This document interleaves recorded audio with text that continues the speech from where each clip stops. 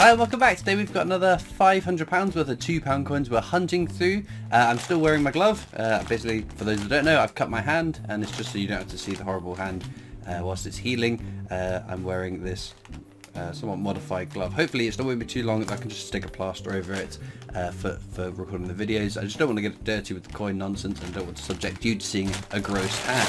So what do we want? We want rarer coins. Ones are more than face value, but ideally we want to fill the book. We've got 3 Commonwealth Games still to find: Northern Ireland, Scotland and England. Olympic Rio handover is the only other commemorative that we need, because we've got them all. Up to including the Great Fire of London, and there's a space for the 2021 Britannia if it ever goes into circulation, which is not looking likely at the moment, but I've been waiting a long time for it, and I'd love to put it in at least one of my books. But will we find these last 4 coins before the 2021 Britannia goes into circulation? Who knows, but we won't find it out whether we will or not by just chatting on like this. So let's get into these coins and see what we find.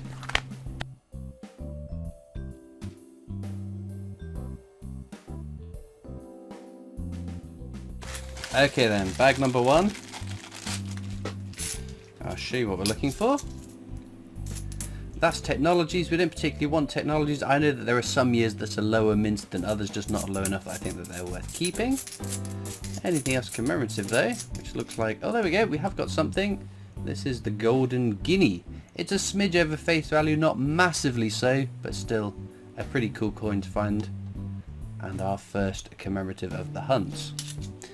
Pop these off to the side. We'll go through them in a bit at the end of the video, see if there's any anomalies in them.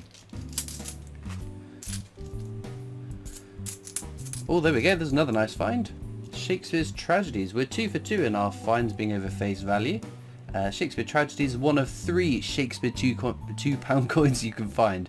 Histories, Tragedies and Comedies. This is being the middle of the road, not the rarest, not the most common. But check your edge inscription. What a piece of work is a man. That is exactly how that coin should read. But we have in the past found one edge inscription error. It said for king and country. Oh, that's 2016. I reckon that's going to be Britannia. It certainly is. Again, our third find, and it's one that's again over face value. There were less of these made in 2015, but 2016 is still a relatively low mintage, desirable coin. 2021 is the only other year it circulated, so if you find a Britannia released in 2017 all the way through to 2020, they are NIFCs, coins not intended for circulation, which there are many more being minted recently than previously. Right, we know this is going to be something because it's Jodie Clark's 5th portrait, the last portrait of the Queen. Shakespeare's Histories, that's the more common of the 3. The Hollow Crown, that's the correct edge inscription for that coin. Move the Britannia along so we can put it next to the other Shakespeare there.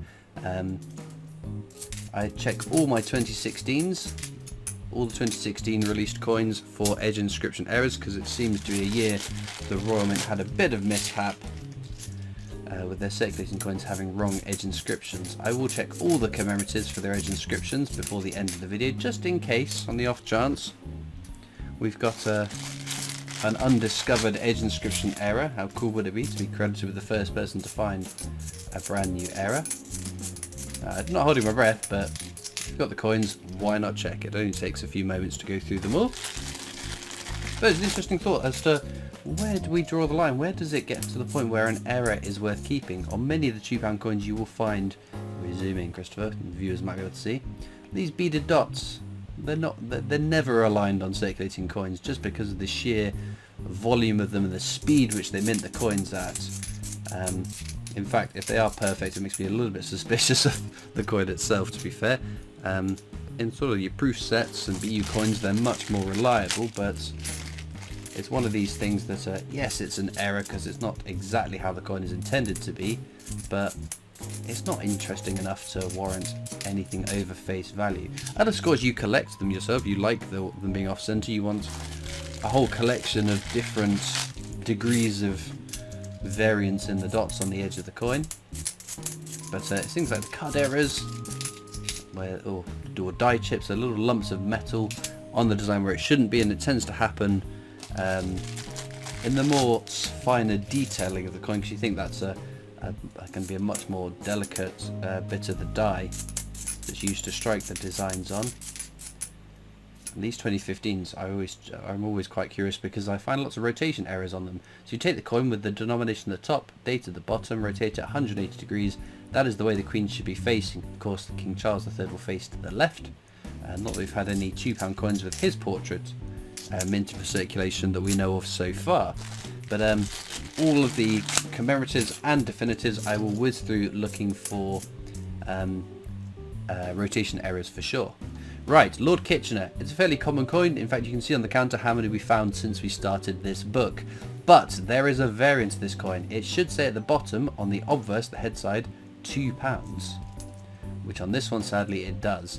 If it doesn't say £2, that is a mule error.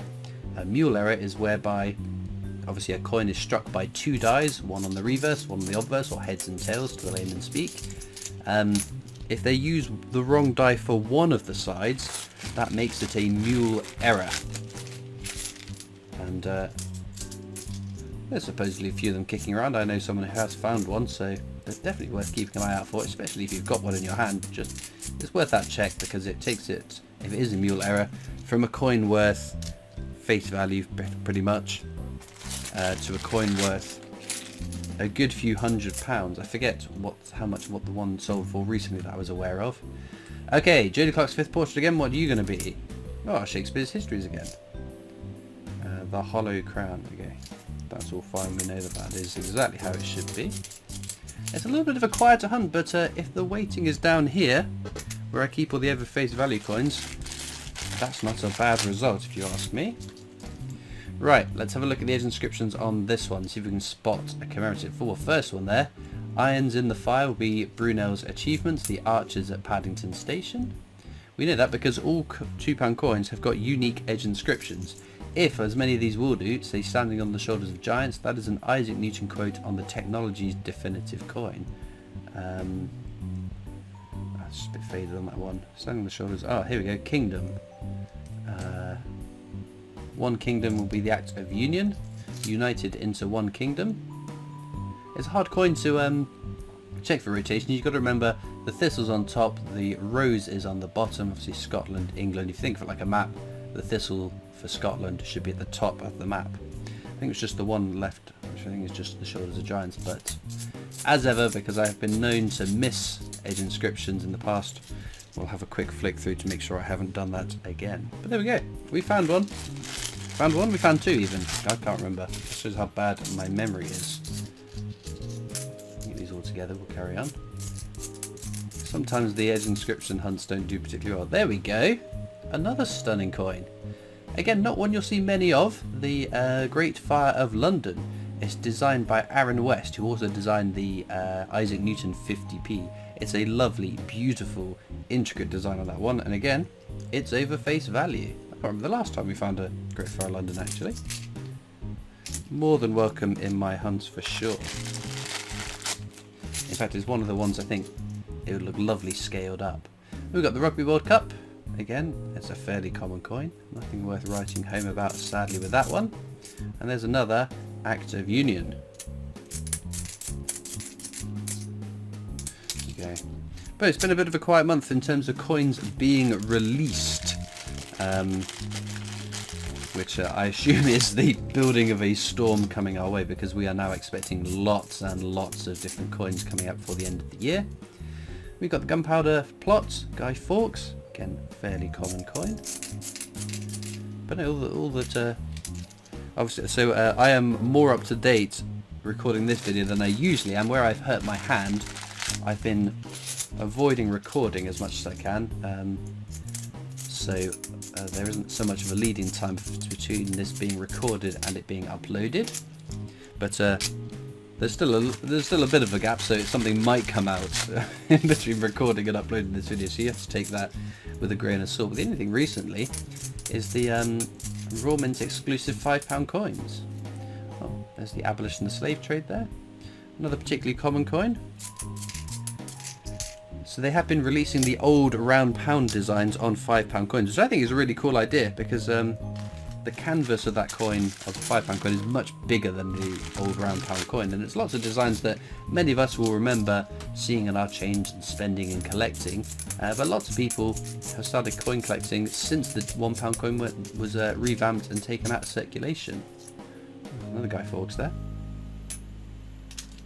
So it's a nice way to do it, and I think what I like about the old round pound designs, as I've said many a times before, is that it's much more inclusive of the whole United Kingdom. Many of the designs are 4 coin sets, which represents one for England, one for Scotland, one for Wales, one for Northern Ireland. VE Day anniversary, most common circulating commemorative £2 coin, and there's a second one as well, another one for the counter. So yeah, I like that those designs represent more of the UK than others, and to have them reminted on £5 coins I think is quite cool. Oh, another abolition of the slave trade. But it'd be interesting to see if, oh, there we go. Charles Dickens, again, fairly common. Fleshing out these top rows now, aren't we, a bit? But what will be interesting to see is whether this gets continued into future years. Will they take another 4 coin set and release it on £5 coins? I guess it all depends how successful the current issue of them are. Another VE Day anniversary. Although I do feel sorry for the people who don't live locally to the Royal Mint. For many people across the country, it's quite the trek to get to South Wales. And you can't buy those coins online. You have to go there or buy it online from someone that has ready access to it. So I guess those people that are able to do that are doing somewhat of a service to the wider coin collecting community who can't always get down to Wales as frequently as, say, myself. Right, what are you going to be then? Oh, it's another Shakespeare Histories. The Hollow Crown. Okay, that's alright then. Nothing too exciting about that one. But it'd be interesting to see if they take another set. What I would love to see is the cities set. So you had one for London, Cardiff, Edinburgh and Belfast. Totally escaped my mind there for a moment. I think they're quite intricate little designs that would look really nice scaled up on the coin. DNA double helix there, another beautifully intricate design, but again, it's a fairly common coin to come across. Then we've got Charles Darwin. There's too many Charleses on coins now, it's confusing me. I'm paranoid I'm going to get the wrong Charles and call him Charles Dickens or something. But again, a recent addition to the over face value row. It's not one I've always kept, but it was pointed out to me that they are consistently selling for a smidge up to quite a margin over face value, which is quite surprising, but there we go. Coin prices always fluctuate. If you look back at some older videos, prices will be totally different from the prices I put up now, because I do get an average of the sales price and stick it on the videos when I edit them. Right, last bag of the hunt. It's been quite a good hunt, to be fair, not complaining about it. There's our second golden guinea, followed swiftly by our second Great Fire of London. Very cool. We didn't check the age inscription on these, did we? The whole city in dreadful flames. City in dreadful flames. They're all good then. As ever, links will be in the description of the video to my coin collecting Discord server if you want to come over and join that. There's also links to my Facebook, Instagram, Twitter, TikTok and the PO Box list you can write into. That's a Trinity House, another fairly common coin. So top row for that. There'll also be a link to the Britannia Coin Company's channel, which is a channel I make videos for as my day job, so please do check that out as well. I'm going to check through the coins now to see whether we've got any errors we might have missed. Well then, unfortunately no errors found in the definitives or the commemoratives, but as I keep saying, definitely worth checking because you never know what might turn up. Still nothing new for the book because we are stuck on a very few finite number of coins. In terms of our star finds, I guess I picked one of these, probably the Mary Rose, what am I about? The Great Fire of London, just I think it's such a beautiful design. But let me know in the comments what your favourite coin from today's video is, and all it leads me to do is thank you so much for watching. I hope you've enjoyed, and I'll see you next time for more coins. Bye!